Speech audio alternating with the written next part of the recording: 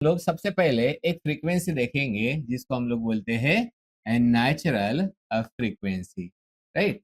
Concept of the natural frequency, ये natural frequency क्या होता है वो हम लोग देखते हैं। सबसे पहले मुझे अभी अभी हम लोगों ने ऑब्जेक्ट डिस्कस किए वाले, कौन सा एक ऑब्जेक्ट है? Bell, right. बेल आवाज कैसे करता है? टंग नहीं बोलने का, आवाज कैसे प्रोड्यूस करता है वो पूछा मैंने। इसके ऊपर क्या किया जाएगा?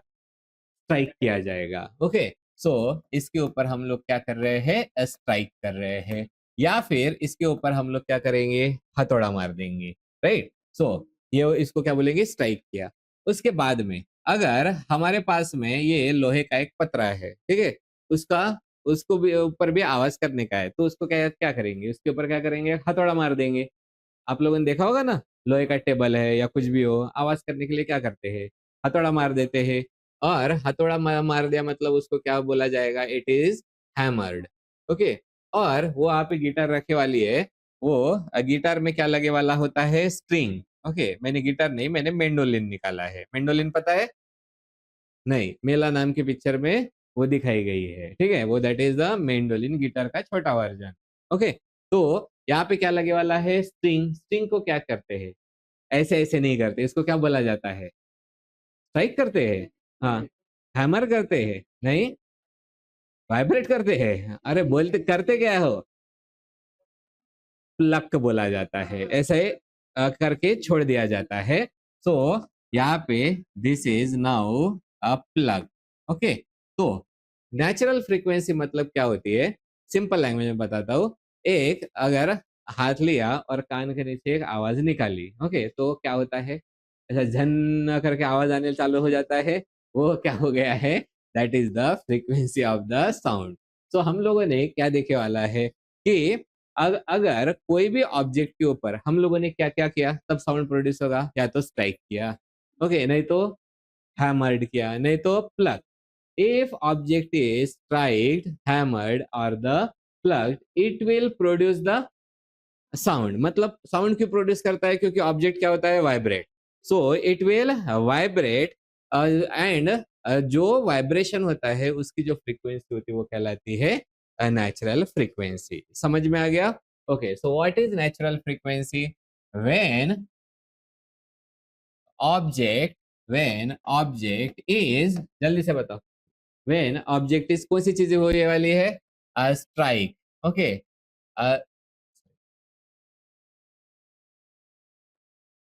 When object is strike. दूसरा वाला चीज कौन सा है? उसको हम लोग बोलते हैं हैमर्ड और प्लग।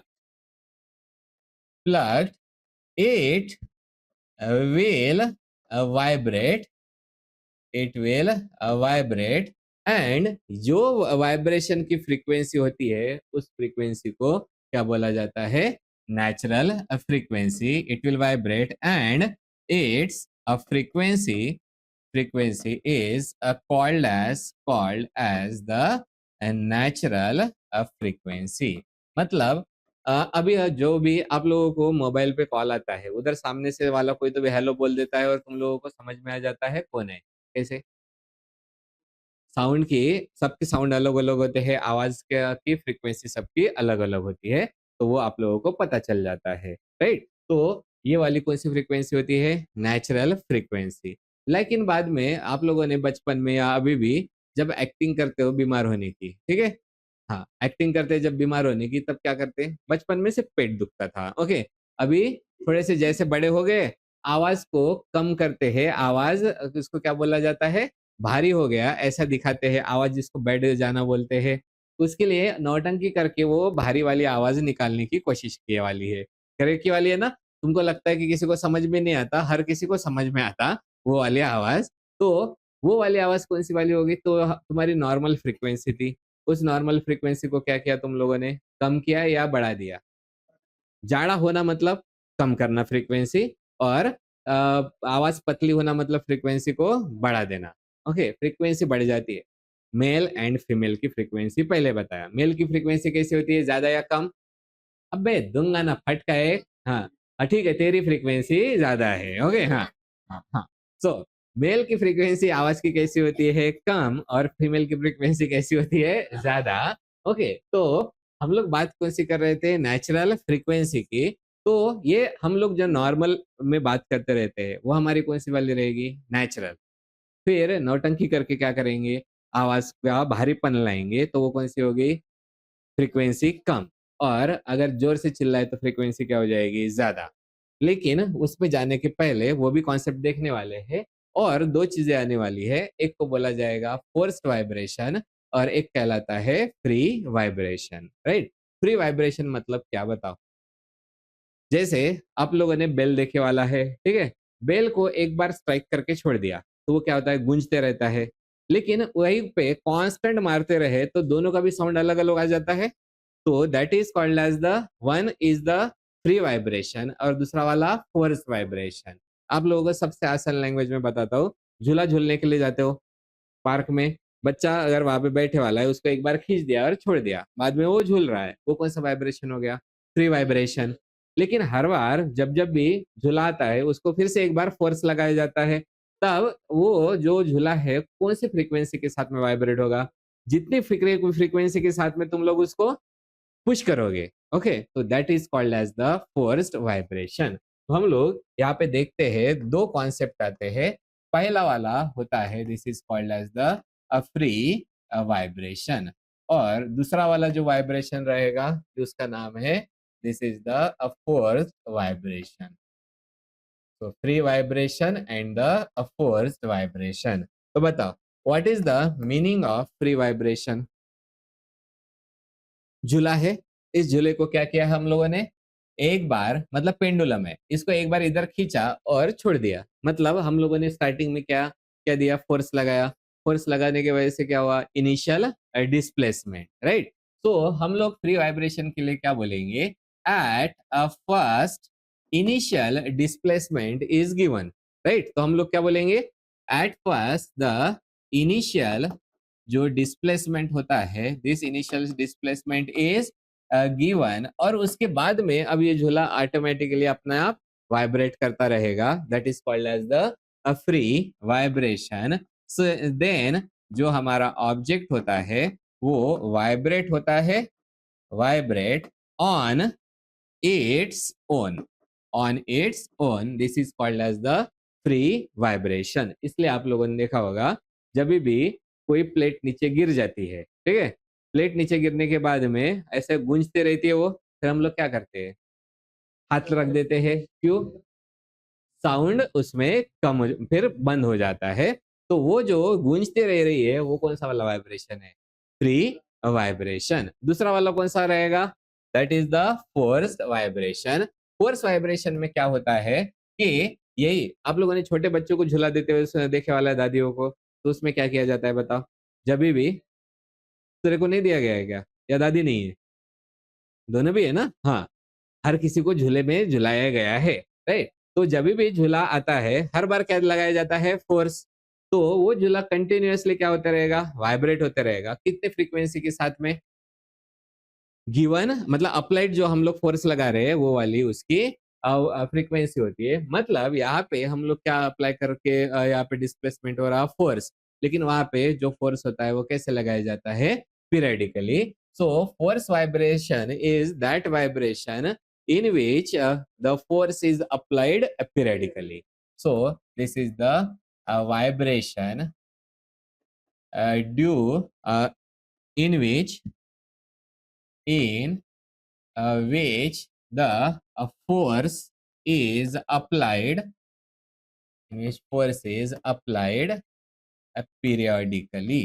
ओके, इसको बोला जाता है फोर्स वाइब्रेशन, ठीक है। तो ऐसे कितने वर्ड्स है हमारे, तीन, कौन सा, नेचुरल फ्रीक्वेंसी, दूसरा वाला फ्री वाइब्रेशन और दूसरा वाला फोर्स वाइब्रेशन। समझ में आ गया, ओके। अब हम लोग जाएंगे एक्चुअली स्टेशनरी वेव कहाँ पे बनती है, कहाँ पे बनता है स्टेशनरी वेव, बताओ, लिखने का है, हो गया लिख के, कहाँ पे, अरे वो छोड़ो, प्रैक्टिकल में बताओ अभी कहाँ पे बनता है, स्ट्रिंग पे। हाँ, लेकिन अब मैं आपको एग्जांपल बताता हूँ, स्ट्रिंग पे मतलब एक वो जिम वाला वो रस्सी पर देखा है ना, हाँ, उसको पकड़ा और बाद में उसको वाइब्रेट कर दिया, राइट, मतलब उसका एक एंड खुला है, तो स्टेशनरी वेव बनती है क्या? नहीं, स्टेशनरी वेव कब बनेगी? जब दोनों भी कैसे रहेंगे, इस तरीके से दो एंड रहेंगे और वहां पे जो स्ट्रिंग होता है वो टाइट रहेगा, फिर उसको प्लग करके छोड़ देंगे तो क्या बनता है? आप लोग उसको देखने का होगा ना, बिल्कुल सिंपल धागा लेने का और उस धागे को टाइट करके प्लग करके देखने का, एक्चुअली स्टेशनरी वेव वहां पे आप लोगों को दिखाई देगी फॉर्म होते हुए। ओके, सो अब हम लोग देखेंगे ये जो हमारी स्टेशनरी वेव होती है वो कहाँ पे फॉर्म होती है। तो उसको हम लोग लिखेंगे the formation of the stationary wave, formation of stationary wave. अब ये जो स्टेशनरी वेव हम लोग बोल रहे हैं वो फॉर्म होती है, वो कहाँ पे फॉर्म होती है बताओ? Between the two rigid supports. Okay, मतलब क्या रहेगा? स्ट्रिंग रहेगा, स्ट्रिंग और वो कहाँ पे लगे वाला रहेगा? दो रिजिड सपोर्ट्स के बीच में।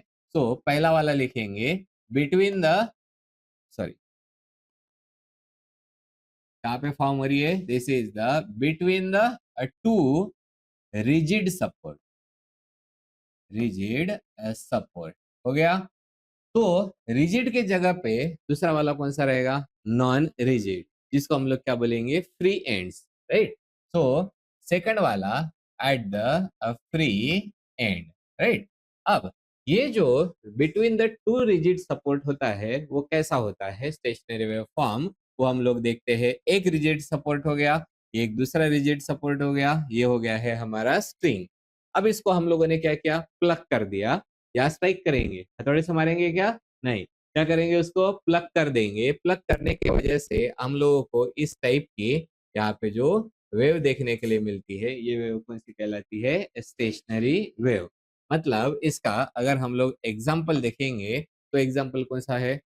The stationary wave on the vibrating string, right. So हम लोग लिखेंगे, सो यहाँ पे stationary wave on the vibrating, ये कहलाता है हमारा स्ट्रिंग, राइट। ये हो गया between the two rigid support. लेकिन दूसरा वाला आता है वो होता है फ्री एंड। फ्री एंड में कभी भी स्टेशनरी वेव बनेगी क्या? पक्का? साउंड वाली वेव जो होती है वो कौन सी बनती है? Stationary wave. तो आप लोगों ने बांसुरी देखे वाली है? ओके, बांसुरी कैसे होती है? सीधी नहीं बोलने का, ओके। हाँ, बांसुरी कैसा होता है? वो दोनों भी उसके एंड कैसे होते हैं? फ्री एंड होते हैं, बराबर है। मतलब अगर हम लोग बात करेंगे फ्री एंड की, तो फ्री एंड में भी eight the one free and and the both free ends, ऐसा हमारे यहाँ पे दो कंडीशन आएंगे फ्री एंड के। पहला वाला कौन सा है? Eight the one free and, okay. So one free and दूसरा वाला कौन सा रहेगा? This is the both free, both free ends, right. तो बोथ फ्री एंड्स वाला का एग्जांपल कौन सा वाला है? बांसुरी। बांसुरी मतलब क्या होता है? पाइप। बांसुरी मतलब ही कौन हो गया है? पाइप। क्या बोला? Tube, flute. अच्छा हुआ बताया, मतलब पूछा था, ट्रांसलेशन नहीं, राइट। हाँ, सो और फ्लूट नहीं बोला जाता है, फ्लूट बोलते हैं उसको, ओके।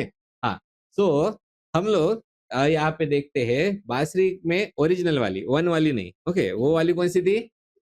वो चूहे वाली रहती है, ओके। हाँ, उसको बजाते जाओ और चूहे पीछे पीछे। कहानी नहीं दे सुनिए क्या?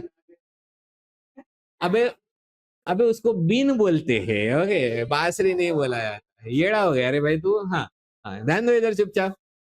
मुझे पता है ऑलरेडी तुम लोग कार्टून देख के पढ़े वाले हो, तुम लोगों ने बाकी चीजें नहीं देखी वाली है। और सांप को आवाज नहीं जाता, ये नहीं पता है क्या? हाँ, सांप को आवाज नहीं जाता है। सांप को वाइब्रेशंस फील होते हैं, ओके। हाँ, वैसे जैसे इच्छाधारी नाग नहीं होता है, ओके। सिर्फ उसके वजह से 7-7 8-8 सीजन के सीरियल बन जाते हैं, ओके। हाँ, तो पहला वाला हम लोग देख रहे हैं, कौन सा वाला है? Free at the both ends. इसका मतलब क्या होता है? ये जो साउंड वेव होती है वो बांसुरी में तो, मतलब बांसुरी उसका एक एग्जाम्पल है, लेकिन एक्चुअली साउंड वेव बन कहाँ पे रह रही है? वो सॉलिड में नहीं बनता है, वहां पे कौन होता है? एयर। मतलब अगर कोई भी चीज इस टाइप से है, राइट, ये वाला चीज इस टाइप से है, इसका मतलब क्या होता है, इसके दोनों भी एंड कैसे हो गए हैं, ओपन, और इसके अंदर क्या बन गया, एयर का कॉलम।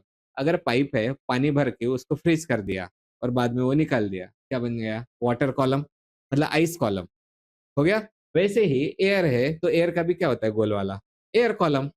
तो एक्चुअली साउंड कहाँ पे बनता है, एयर कॉलम में, जिसके दोनों भी एंड्स कैसे है, फ्री। समझ में आ गया। तो ये वाला जो पाइप है वो कौन सा वाला पाइप हो गया, इसका अगर हम लोग एग्जांपल लिखेंगे, that is pipe which is open at both ends, right. So pipe open at the both ends.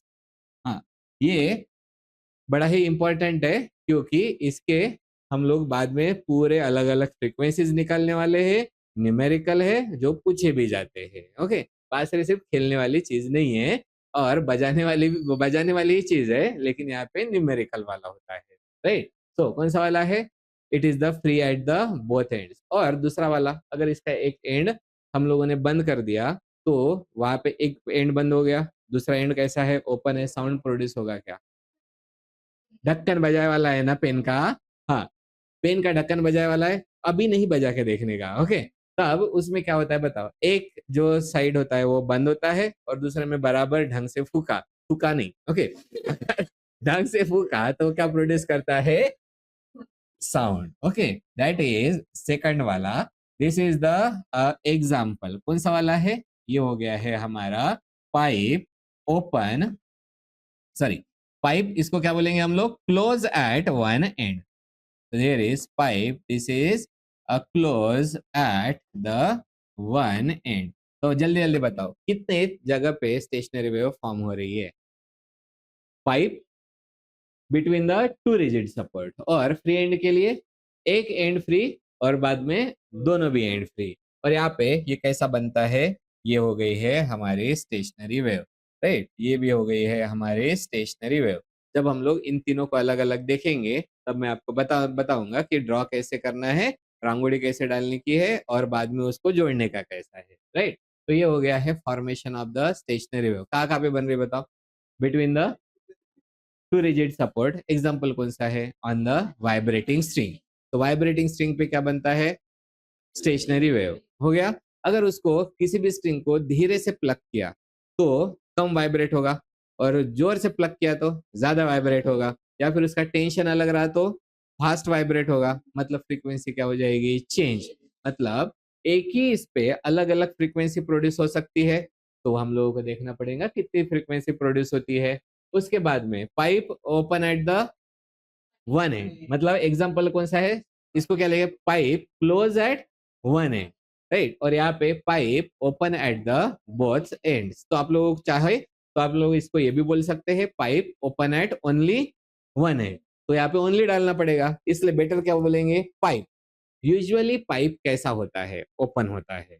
फिर यहाँ पे क्या लिखा है, क्लोज एट वन एंड। तो ये हो गया है हमारा स्टेशनरी वेव। अब ये स्टेशनरी जब वेव फॉर्म होती है तो उसके कुछ नाम होते हैं, वो हम लोग लिखेंगे, पहले ड्रॉ कर लेते।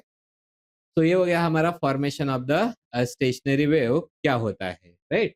अब हम लोग काम की चीज पे जाएंगे।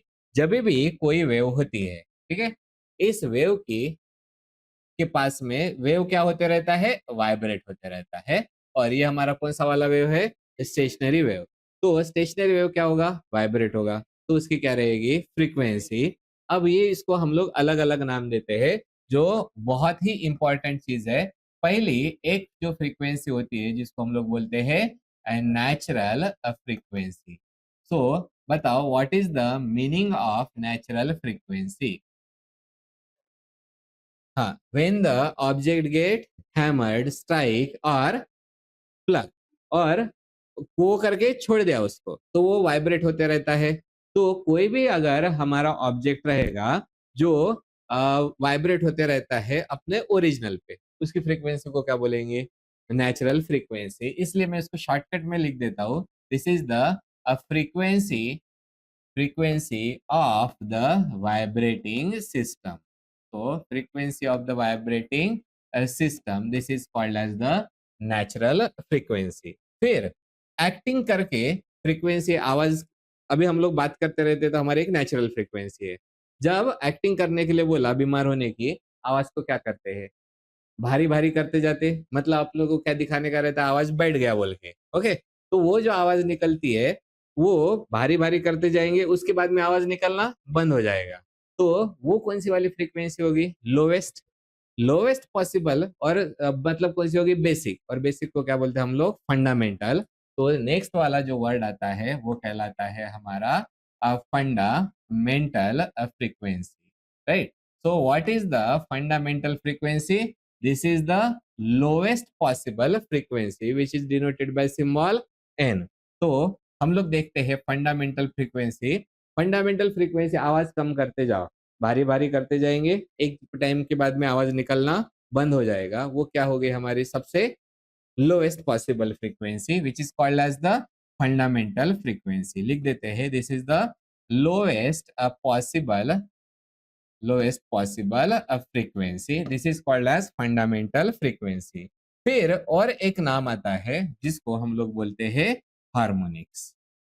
सो this is called as the harmonics. Harmonics का मतलब होता है integral multiple of the fundamental frequency. Integers कौन से होते हैं, 1 2 3, मैथ्स में पूछ रहा हूं मैं। ओके, 1 2 3 है ना, वो इंटीजर का मतलब इंटीग्रल मल्टीपल रहेगा, जो इसको हम लोग किससे मल्टीप्लाई कर देंगे, एन से। सो इसके लिए पहले हम लोग डेफिनेशन क्या लिखते हैं, this is the integral multiple, integral multiple of the fundamental frequency, right. तो ये क्या बन जाएगा बताओ, पहला वाला किससे मल्टीप्लाई करेंगे, 1 से, तो कितना बन जाएगा, n। फिर किससे मल्टीप्लाई करेंगे, 2 से, कितना बन जाएगा, 2n। उसके बाद में 3n, उसके बाद में 4n and the so on. इसको क्या बोला जाता है, हार्मोनिक्स। और एक वर्ड आता है जिसका नाम होता है ओवरटोन। ओवरटोन, ओवरटोन का मतलब आवाज चढ़ा के बात नहीं करने की, मतलब नॉर्मल फ्रीक्वेंसी, तो आवाज चढ़ा के बात करना मतलब नॉर्मल वाले फ्रीक्वेंसी पे बात करना, या फिर चढ़ा के बोलना, मतलब जिसकी फ्रीक्वेंसी ज्यादा है। तो तुम्हारी अगर बेसिक फ्रीक्वेंसी कौन सी वाली है, एन, तो उससे ज्यादा वाली मतलब कौन सी होगी, ओवरटोन।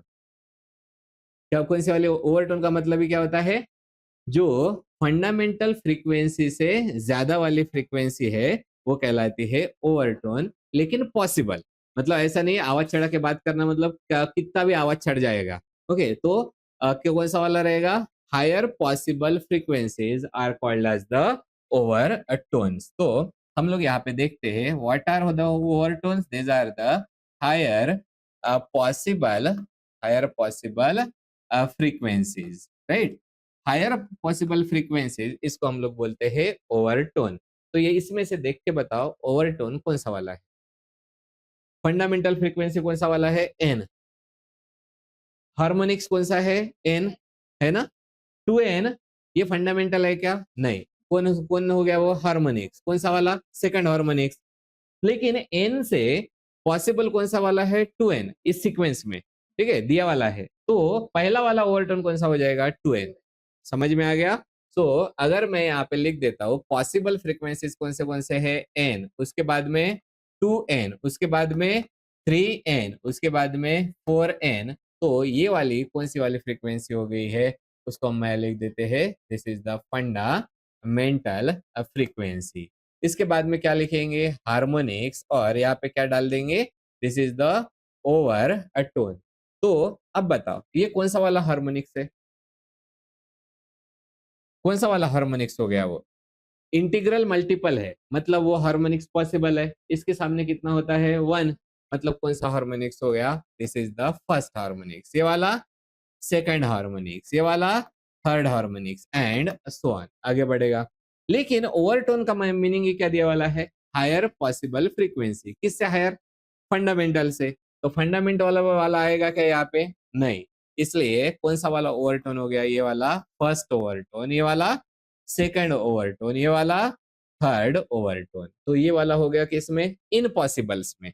अगर मैंने दूसरे वाले पॉसिबल्स दिए, ये अगर पॉसिबल है एन, उसके बाद में 3n, उसके बाद में 5n, इसके बाद में 7n, ये क्या बताया मैंने, पॉसिबल, राइट। किसी वो हम लोगों को आने वाला है, मैं सिर्फ आप लोगों को कॉन्सेप्ट समझा रहा हूँ। इसमें से फंडामेंटल कौन सा वाला है? एन।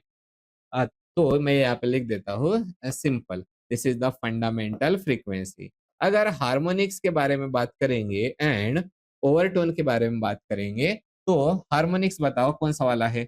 ये वाला एन है, मतलब इसके पहले फर्स्ट, इसके पहले कौन है? थ्री, मतलब कौन सा रहेगा? Third, right. सो ये वाला हो जाएगा थर्ड, ये वाला फिफ्थ हार्मोनिक्स। लेकिन ओवरटोन ये रहेगा क्या? नहीं। ये वाला ओवरटोन कौन सा हो गया? Higher possible. पॉसिबल हायर को क्या बोला जाता है? Overtone, right. तो हायर पॉसिबल नहीं बोला है ना, यहाँ पे सिंपली क्या बोला है? Integral multiple. इसलिए जो भी इसके सामने इंटीजर रहेगा वो वाला कौन सा हो गया? हार्मोनिक। लेकिन हायर पॉसिबल, एन के बाद में कौन सा पॉसिबल है? 3n। कौन सा ओवरटोन हो गया? फर्स्ट। उसके बाद में कौन सा हो गया? सेकंड। समझ में आ गया? सो this is the first overtone, this is the second overtone, this is the third overtone. मतलब ये वाला जो सिस्टम है वो टोटली अलग है और ये वाला अलग है, डिपेंडिंग अपॉन द पॉसिबल। तो पॉसिबल के लिए ये वाले में तो देखो, सेकंड हार्मोनिक्स कौन सा वाला है? First overtone. Third harmonics second overtone. लेकिन यहाँ पे देखो, ये वाला जो थर्ड हार्मोनिक्स है ये हो गया, ये कौन सा हो गया है? फर्स्ट ओवरटोन हो गया। समझ में आ रहा है? तो सारा खेल किसके ऊपर डिपेंडेंट है? पॉसिबल फ्रीक्वेंसीज के ऊपर। तो हमारे पास में कितने सिस्टम है? तीन। तो तीनों के लिए भी हम लोग अलग अलग निकालेंगे। पॉसिबल फ्रीक्वेंसी, बाद में फंडामेंटल फ्रीक्वेंसी, और उसके बाद में हार्मोनिक्स, उसके बाद में ओवरटोन। समझ में आ गया?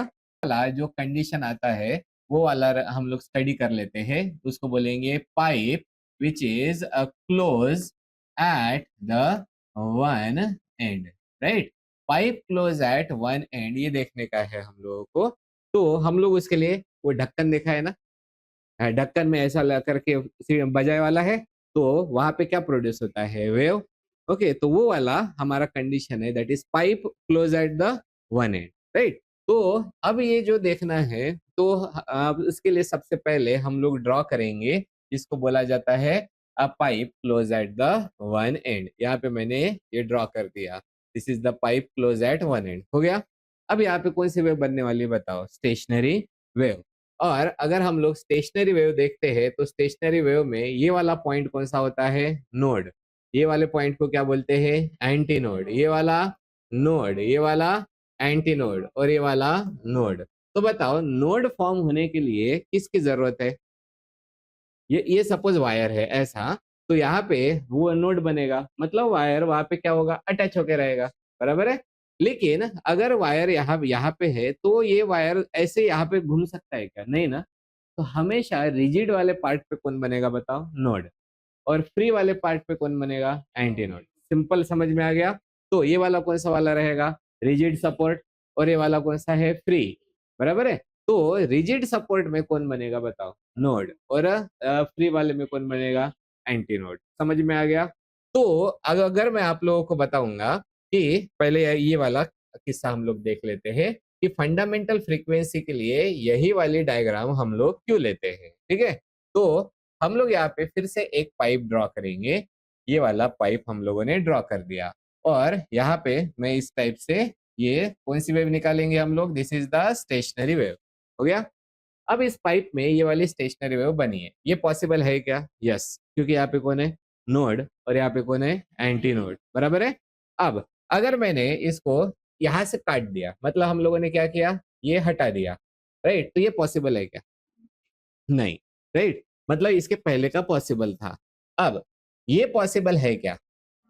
यस, क्योंकि यहाँ पे कौन है? नोड, और यहाँ पे कौन हो गया? Anti node, right. ये पॉसिबल है क्या?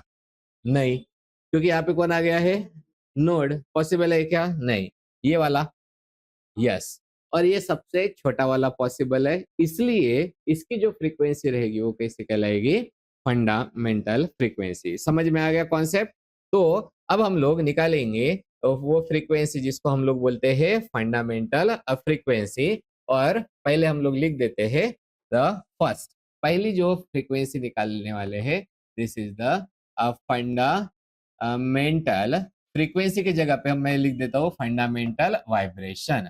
जब ये फंडामेंटल वाइब्रेशन होगा, तब उसकी फ्रीक्वेंसी रहेगी, वो कौन सी कहलाएगी? Fundamental frequency, right.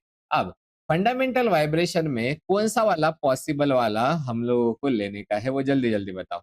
यहाँ पे कौन रहेगा? नोड, तो बाजू में लिखेंगे, ये हो गया नोड। यहाँ पे कौन रहेगा? Anti node. नोड के बाद में हमेशा कौन आएगा? Anti node. नोड जो रहेगा हमेशा कहाँ पे आएगा? मिडल में। और एंटी नोड जो है वो हमेशा कहाँ पे रहेगा? साइड्स में, राइट। अब इनको हम लोग जोड़ देंगे। जोड़ने के बाद में ये जो हमारा बन गया है, this is the possible lowest possible stationary wave का पार्ट। समझ में आ गया? तो यहाँ पे जो वाइब्रेशन बनेगा वो वाइब्रेशन की एक फ्रीक्वेंसी रहेगी जिसको हम लोग बोलते हैं फंडामेंटल फ्रीक्वेंसी। यहाँ तक समझ में आ गया सभी को? ओके। अब ये चीज के लिए हम लोग क्या कर लेते हैं, एक ये जो रहेगा this is the length, right. So length किसका रहेगा? Length of the pipe, right. ये हो गया लेंथ ऑफ पाइप। और यहाँ पे देखो एक नोड है और एक एंटी नोड है। नोड और एंटी नोड के बीच में डिस्टेंस बताया था मैंने, कितना होता है? एक टुकड़ा रहता है। और अभी ये हम लोग लेंथ में मेजर कर रहे हैं, मतलब फेज में मेजर करेंगे या लैम्बडा में? लैम्बडा ना, लेंथ है तो एक टुकड़ा लेंथ का कितना रहता है? λ/4। और नोड और एंटी नोड के बीच में कितना टुकड़ा रहता है? एक ही, मतलब कितना रहेगा? λ/4। तो ये हो जाएगा दिस इज द λ/4। बिल्कुल सिंपल है। अब अच्छे से ध्यान देना। तो सबसे पहले हम लोग क्या करेंगे, ये दोनों इक्वल है, तो इक्वल को कैसे लिखेंगे बताओ? L इज इक्वल टू कितना हो जाएगा? λ/4। Therefore lambda is equal to 4L हो गया। फिर वेलोसिटी का फॉर्मूला बताओ। What is the formula for velocity? v is equal to n lambda. So here v is equal to n lambda, therefore n is equal to v upon the lambda, right. ये जो sound यहाँ पे क्या बनेगा? Sound की stationary wave बनेगी। Sound के stationary wave की वेलोसिटी कांस्टेंट होती है, सिर्फ किसकी वैल्यू डालने की? लैम्बडा की। तो कितना हो जाएगा बताओ? लैम्बडा की वैल्यू कितनी है? 4L। मतलब यहाँ पे n इज इक्वल टू कितना हो जाएगा? v upon the 4L। What is this? This is the frequency. Frequency of what? Fundamental vibration, इसलिए उसको क्या बोला जाएगा? Fundamental frequency. समझ में आ गया? तो ये वाली जो फ्रीक्वेंसी रहेगी this is called as the fundamental fundamental frequency. हो गया। अब नेक्स्ट वाला निकाल लेते हैं, जिसको हम लोग क्या बोलते हैं? एक हो गया फंडामेंटल वाइब्रेशन, दूसरे को क्या लिखेंगे हम लोग? This is the next vibration. बिल्कुल सिंपल है नेक्स्ट वाइब्रेशन। उसके लिए जो पाइप ड्रॉ करेंगे वो पाइप कैसा रहेगा? Same, right. जिस सेम पाइप रहेगा मतलब जिसकी लेंथ जो रहेगी वो कैसी रहेगी? सेम। ये हो गया, हम लोगों ने ड्रॉ कर लिया पाइप। अब यहाँ पे अपने को क्या बढ़ाने का है? वेव बढ़ाने की है। जैसे मैंने अपन ने काटते हुए देखा था ना, वैसे बढ़ाने की है। बढ़ाने के लिए नोड के बाद में कौन आता है? हमेशा एंटी नोड। एंटी नोड के बाद में कौन आएगा? नोड। तो यहाँ पे देखो, पहले कौन लिखा जाएगा? नोड। फिर कौन आएगा? Anti node, right. सिर्फ उसके बाद में नोड डाला तो पॉसिबल है क्या? नहीं।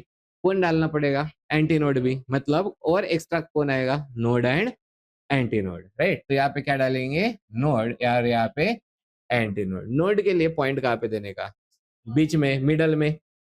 नोड के लिए कहाँ पे रहेगा? मिडल में। एंटी नोड के लिए कहाँ पे रहेगा? साइड्स में। नोड के लिए मिडल में, एंटी नोड्स के लिए साइड्स में। और इनको फिर जोड़ देंगे। इस टाइप से हम लोग इसको जोड़ देते हैं। मतलब यहाँ पे रांगोली डालना जरूरी होता है, ठीक है। तो यहाँ ये वाला लेंथ बताओ, ये लेंथ कितना है? L। इसको लैम्बडा के फॉर्म में लेंथ बताओ कितना रहेगा? कितने टुकड़े हैं बताओ? एक, दो, तीन, कितना है? 3 λ/4। समझ में आ गया? सो दिस इज द 3 λ/4। ये वाला हो गया है डिस्टेंस। फिर से लिखो, L इज इक्वल टू बताओ, L इज इक्वल टू 3 λ/4 हो गया। Therefore lambda is equal to how much? 4L upon the 3 हो गया। 4L/3। उसके बाद में फिर से किसका फॉर्मूला लिखेंगे? V का।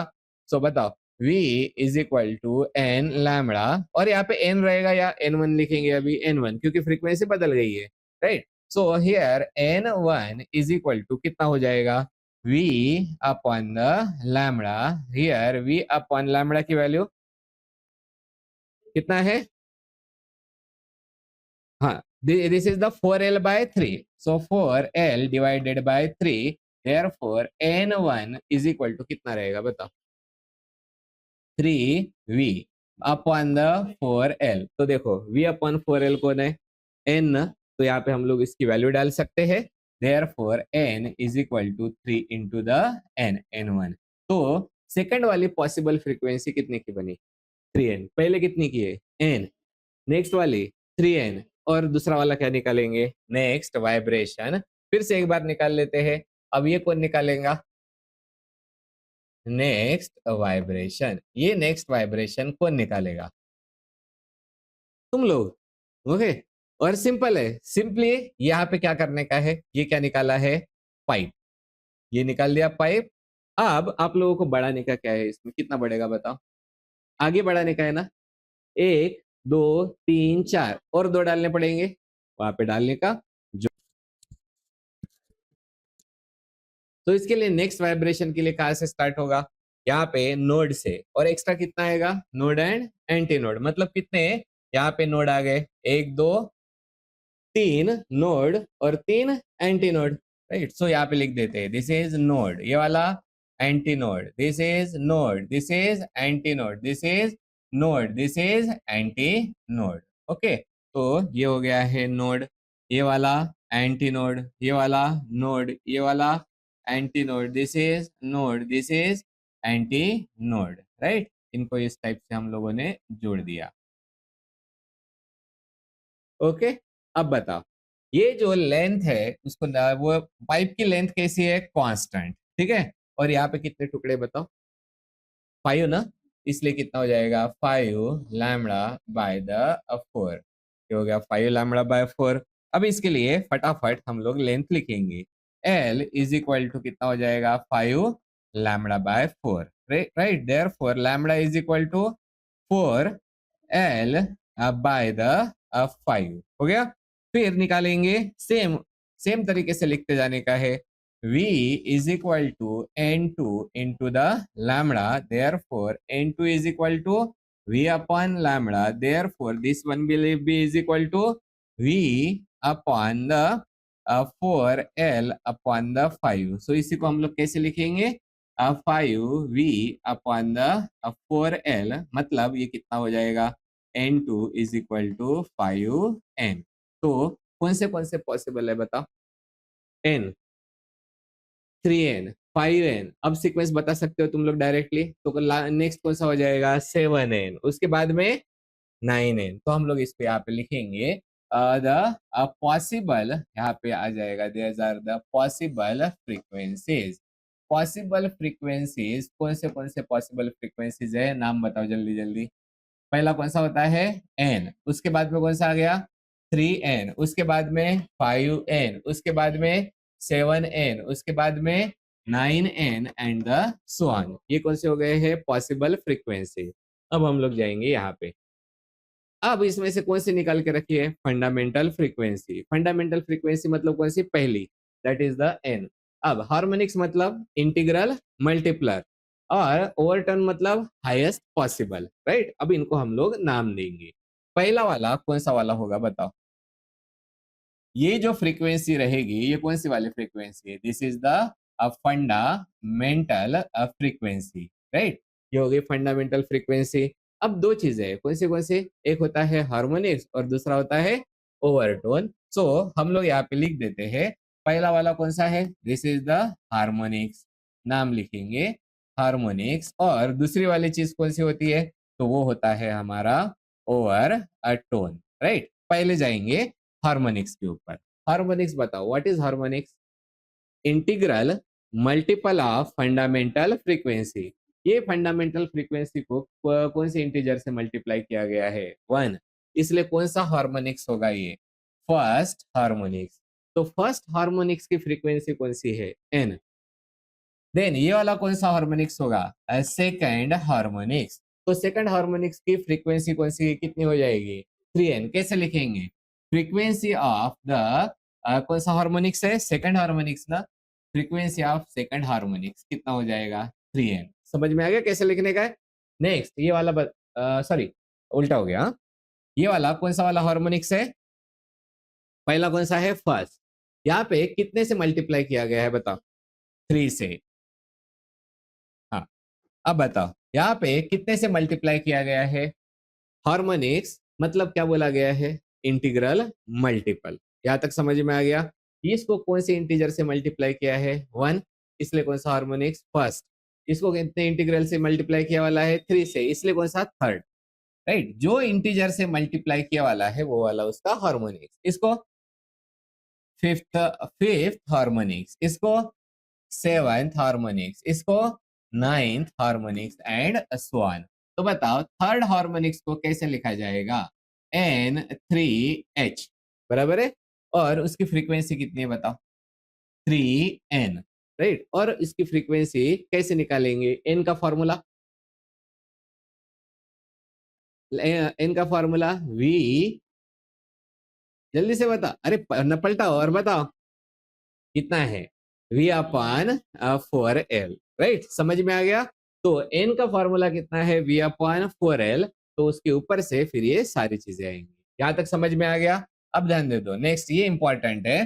तो अब ये फंडामेंटल फ्रीक्वेंसी जो होती है उसका हायर अलाउड फ्रीक्वेंसी मतलब कौन है? ओवरटोन। ओवरटोन के डेफिनेशन में लिख के रखे वाला है, क्या है? Higher allowed frequency. तो ये हायर अलाउड है या फिर सबसे लोएस्ट है? लोएस्ट। तो ये ओवरटोन बनेगा क्या? नहीं। अब इसके बाद में जो पहला अलाउड कौन सा है? ये तो क्या लिखा जाएगा? First overtone. दूसरा अलाउड कौन सा है? ये मतलब कौन सा हो जाएगा? Second overtone. तीसरा वाला थर्ड ओवरटोन, ये वाला फोर्थ ओवरटोन। समझ में आ गया? तो हार्मोनिक्स में कौन सा हार्मोनिक्स रहेगा वो कैसे पता चलेगा? जो इंटीजर से मल्टीप्लाई किया वाला है वो, और ओवरटोन में फंडामेंटल के ऊपर का जो पॉसिबल है उसको सीक्वेंस में जाता जाएगा। समझ में आ गया? तो ये तो आसान है। इसके लिए एक फॉर्मूला लिखना पड़ेगा ओवरटोन का, तो हम लोग उसके लिए बनाते हैं फॉर्मूला। और वो रहेगा फॉर्मूला, वो रहता है, this is the frequency, frequency of the pith overtone. Pith overtone actually हम लोग एन बोलते हैं ना हर बार। तो यहाँ पे एन मतलब कौन लिया वाला है? फ्रीक्वेंसी। इसलिए क्या बोला जाएगा? Frequency of the pith over a tone, right. और ये जो frequency of pith over tone रहता है उसको कैसे लिखेंगे? एनपी। एनपी। और ये जो सीरीज है मैथमेटिक्स में, जब भी कोई सीरीज होती है उसका एक जनरल फॉर्मूला होता है। तो इसका जनरल फॉर्मूला होता है 2p+1 इंटू द एन, और where p start from the 1, 2, 3 and the so on। समझ में आ गया? अब मुझे आप लोग बताओगे, ये जो एग्जाम्पल में जस्ट हम लोग एक एग्जाम्पल लेते हैं यहाँ पे, what is the frequency, frequency of the, कौन सा वाला रहेगा? Third over tone. Third over a tone, right. Third over tone मतलब क्या लिखा है? पीथ ओवर टोन ना। तो पी की वैल्यू कितनी हो जाएगी? 3। पी की वैल्यू कितनी हो जाएगी? 3। So here P is equal to 3। तो एन यहाँ पे क्या लिखा जाएगा? 3, लेकिन कौन है? Overtone, right. तो कितना हो जाएगा? जल्दी जल्दी बताओ। 2 इंटू 3। सो लिख देंगे 2 इंटू 3+1 इंटू द एन। कितना हो जाएगा बताओ? This is the 7n। बराबर आ गया? थर्ड ओवरटोन कितना बन गया है? 7n। समझ में आ गया? तो इस तरीके से हम लोगों ने ये, और लिखते वक्त ये हर बैच में कोई ना कोई ऐसा मिल ही जाता है, इसको बराबर लिखता है और उसके नीचे नीचे आना चाहिए तो वो अलग ही कहीं पे तो भी लिख देते हैं। ऐसा नहीं करना है, एग्जैक्टली उसके नीचे आना चाहिए, राइट। तो बताओ the fundamental frequency of air column, कौन सा कंडीशन है? Pipe close at the one and, कितना है? 300 हर्ट्ज, बराबर है। तो अब यहाँ पे हम लोग क्या लिखेंगे बताओ? n is equal to 300 hertz. क्या लिखा गया है? What is the frequency of second overtone, मतलब पीथ ओवरटोन। सो इसको कैसे लिखेंगे बताओ? Second overtone is equal to question mark. और तीसरा वाला क्या निकालने के लिए बोला है? थर्ड हार्मोनिक्स, मतलब यहाँ पे क्या लिखा जाएगा?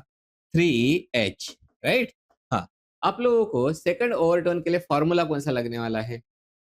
एन पी, सॉरी, पहले क्या लिखना पड़ेगा, NP, NP is equal to 2p plus 1 into the N. कौन सा वाला है, थर्ड ना, sorry second. So N at 2o बराबर है।